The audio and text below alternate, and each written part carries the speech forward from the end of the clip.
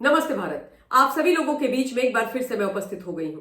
तो निवेदन सबसे पहले मेरा वही कि प्लीज आप सब लोग इस वीडियो को लाइक कीजिएगा, अंत तक देखिएगा, शेयर कीजिएगा और साथ के साथ मेरे यानी आपके अपने चैनल ममता पेन्युली काले उवाच को सब्सक्राइब करते हुए बेल आइकन को प्लीज जरूर हिट कर दीजिएगा, ताकि जब भी मैं लाइव आऊं, कोई रील या वीडियो अपलोड करूं तो उसकी नोटिफिकेशन आप सभी लोगों को तुरंत मिल जाए।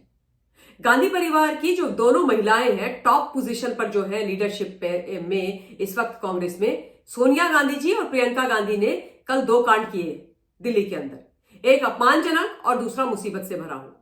मुसीबत वाला कांड किया प्रियंका ने और अपमान वाला मैडम सोनिया ने। तो पहले बात की जाए मुसीबत कांड की। कल प्रियंका गांधी वाड्रा ने दिल्ली चुनाव के तहत अपना एक रोड शो किया और उसके पश्चात मुस्तफाबाद जो विधानसभा है वहां जाकर के हुंकार भरी और एक जनसभा को संबोधित भी किया। अब इसके कारण मुसीबत जिन पर आई है वो और कौन हो सकते हैं? इन लोगों के सगे संबंधी, इनके प्यारे, इनके बेस्ट फ्रेंड जो होते थे लोकसभा चुनाव में, ऐसे मिस्टर अरविंद केजरीवाल। अरविंद केजरीवाल की इस समय रातों की नींद और दिन का चैन हराम हो रखा है भाई बहन के कारण। जब से दोनों भाई बहन चुनावी मैदान में उतरे हैं तब से केजरीवाल एकदम भड़के हुए हैं और केजरीवाल भी इन पर वार और प्रहार कर रहे हैं। वैसे ये देख करके मुझे बड़ा मजा आ रहा है, क्योंकि जो एक जमाने में दोस्त हुआ करते थे एक दूसरे के जानी दुश्मन इस वक्त बने हुए हैं और कलई खुल के खोल रहे हैं मिल एक दूसरे की। अच्छी बात है, करो भाई। एक भ्रष्टाचारी दूसरे भ्रष्टाचारी की वाट लगा रहा है। लेकिन मुस्तफाबाद में जाकर के प्रियंका गांधी वाड्रा ने भी वही किया जो उनके भाई कर रहे हैं। खाट खड़ी बिस्तर गोल कर दिया केजरीवाल साहब का। उनको भ्रष्टाचारी बुला दिया, उनको नाकारा निकम्मा बुला दिया, बोला इन्होंने तो कुछ काम ही नहीं किया, ये तो सिर्फ ज्ञान देते हैं, फलाना ढीकना, तमाम वही बातें जो राहुल करते हैं। अच्छा, इंटरेस्टिंग चीज आप देखिए, राहुल ने सीलमपुर से अपनी जो जनसभा थी पहली वो करी थी, जहां जो कि मुस्लिम बाहुल्य है, जहां पर मुस्लिम्स का वोट परसेंटेज ज्यादा है। और प्रियंका ने भी जब शुरुआत करी तो भाषण दिया मुस्तफाबाद में, जहां 40% मुस्लिम वोट्स है। यानी पूरी तरीके से तुष्टीकरण की राजनीति, यानी पूरी तरीके से जो मुस्लिम वोट बैंक है उसको कैप्चर करने की तैयारी। मैंने अभी एक चैनल पर यह बोला था और मैं लगातार बोलती भी रही हूं अपने चैनल पर यह बात कि मुस्लिम जो समाज है उसके नेता अब राहुल गांधी बन गए और यही परेशानी का सबब बन गया है। चाहे मिस्टर ओवैसी हो, उनके लिए अखिलेश यादव हो, अरविंद केजरीवाल हो, जितने भी इंडी के लोग हैं उन सबके लिए, क्योंकि सबको यह लग रहा है कि अगर ये वोट बैंक चला गया राहुल और कांग्रेस के साथ तो उनके लिए मुसीबत होगी, क्योंकि लोकसभा में इनको वोट दिया था मुस्लिम्स ने। तो मुस्तफाबाद से इन्होंने यानी प्रियंका ने कल अपनी जनसभा करके यह संकेत फिर से स्पष्ट कर दिया है कि हम केवल और केवल तुष्टीकरण की राजनीति करेंगे। अब जो 14% मुस्लिम वोट बैंक है दिल्ली के अंदर, उस पर अरविंद केजरीवाल की निगाहें भी है। अरविंद केजरीवाल भी कुछ तुष्टीकरण की राजनीति करते रहे और अब कांग्रेस की वजह से उनको लग रहा है कि वो वोट बैंक इनका खिसक सकता है और ये बहुत बुरी स्थिति में दिल्ली के अंदर आ सकते हैं। और प्रियंका गांधी वाड्रा ने हुंकार भर दी कल 31 तारीख को। आज 1 तारीख है, आज का दिन आप निकाल दीजिए तो बस 3 दिन और रह गए। 2, 3, 4, 5 तारीख को तो वोटिंग है, तो केजरीवाल जी के लिए ब्रीदिंग स्पेस बचा नहीं है। अब तो मुसीबत खड़ी कर दी प्रियंका ने अरविंद केजरीवाल की। अब मैं अपमान पर आती हूं। मैडम सोनिया गांधी ने कल सदन के बाहर जिस प्रकार की अपमानजनक टिप्पणी करी है भारतवर्ष की परम श्रद्धेय महामहिम द्रौपदी मुर्मू जी के बारे में, आई एम श्योर वो अभी तक आप लोगों के संज्ञान में आ गई होगी। कल हमारा जो बजट सेशन है उसका प्रारंभ हुआ, तो फिर महामहिम जी ने, जैसा होता है हर बजट सेशन से पहले वो जो ज्वाइंट पार्लियामेंट्री सेशन होता है उसको एड्रेस करती हैं, वो किया, उनका जो अभिभाषण था वो हुआ और उसके बाद ये तमाम लोग बाहर आए थे। जब बाहर आए सदन से तो मैडम सोनिया गांधी अपने दोनों बच्चों के साथ, प्रियंका और राहुल के साथ बाहर आई। बाहर निकल करके आए तो मीडिया ने इनसे पूछा कि भैया आपकी क्या प्रतिक्रिया है। तीनों साथ में खड़े थे।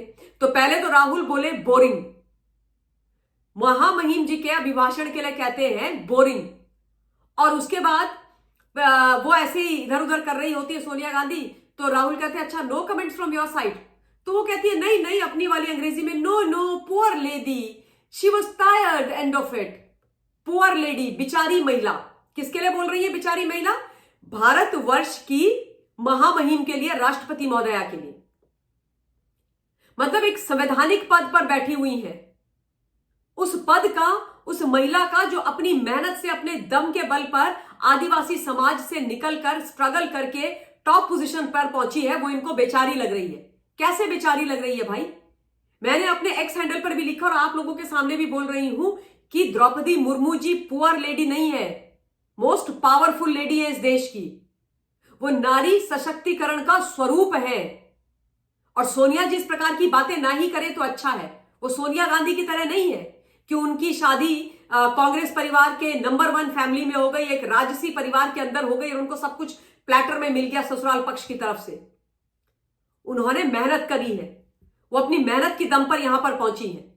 लेकिन क्या है ना, हिंदुस्तान कांग्रेस का और गांधी परिवार का इतिहास रहा है देश के संवैधानिक पदों पर बैठे हुए जो भी लोग रहे उनका अपमान करने का, और राष्ट्रपतियों का तो इन्होंने बहुत अपमान किया है। प्रणब दा के साथ इन्होंने क्या क्या किया ये आप सब लोग जानते हैं।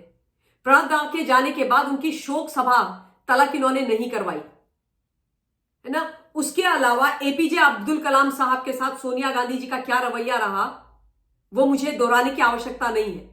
उनके मन में यह खुंदक रही कि मुझे एपीजे अब्दुल कलाम साहब ने इस देश का प्रधानमंत्री नहीं बनाया, और उन्होंने बहुत बुरा उनके साथ व्यवहार किया, बहुत बुरा।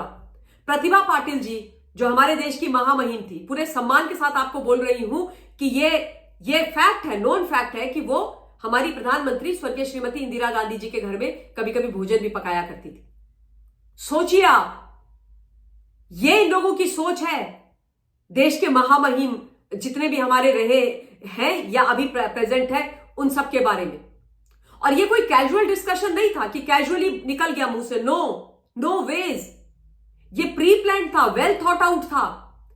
ये उनका अपमान करने के लिए बोला गया था। और उसके बाद दोनों भाई बहन मीडिया के सामने, कैमरा के सामने क्या डिस्कशन कर रहे हैं? नाइस साड़ी प्रियंका, साड़ी डिस्कस हो रही है प्रियंका गांधी की। राहुल कह रहे हैं nice sari Priyanka. Priyanka Singh, oh this is dadi's sari.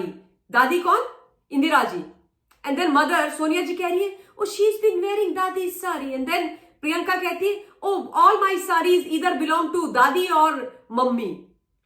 मतलब ये चीजें हैं 3 पार्लियामेंटेरियंस की मीडिया के सामने डिस्कस करने के लिए। This is how serious you are about the growth of the country. Budget session के ऊपर आपसे प्रश्न किए जा रहे हैं, आप साड़ी डिस्कस कर रहे हो, आप महामहिम जी का अपमान कर रहे हो। By the way, leader of opposition है राहुल गांधी, वो महामहिम जी को ग्रीट करने के लिए भी नहीं गए। और कल तो छोड़िए, जब संविधान दिवस था उस समय भी ज्वाइंट सेशन के लिए जब आई थी राष्ट्रपति महोदया जी, तब भी उनका अभिवादन नहीं किया था राहुल गांधी ने। जब चुनाव हो रहा था राष्ट्रपति का, द्रौपदी मुर्मू जी कैंडिडेट बनाई गई थी, तब कांग्रेस ने क्या क्या किया, किस तरीके से उनका विरोध करके अपमान किया, यह मैं दोहराना नहीं चाहती।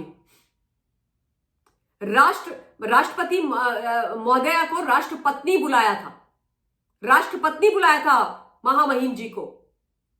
और इन सब मामलों में राष्ट्रपति भवन ने भी अपनी प्रतिक्रिया दी है। तभी प्रतिक्रिया दी है ना जब हमारी महामहिम जी आहत हुई हैं। मुझे समझ में नहीं आता कि इन लोगों के अंदर इतनी हिम्मत कैसे आ जाती है। इन लोगों को क्या लगता है कि ये इस देश के विधान, संविधान, कानून, हर संवैधानिक पद से ऊपर है। क्यों? क्योंकि इनका सरनेम गांधी है। ऐसे नहीं चलता भाई।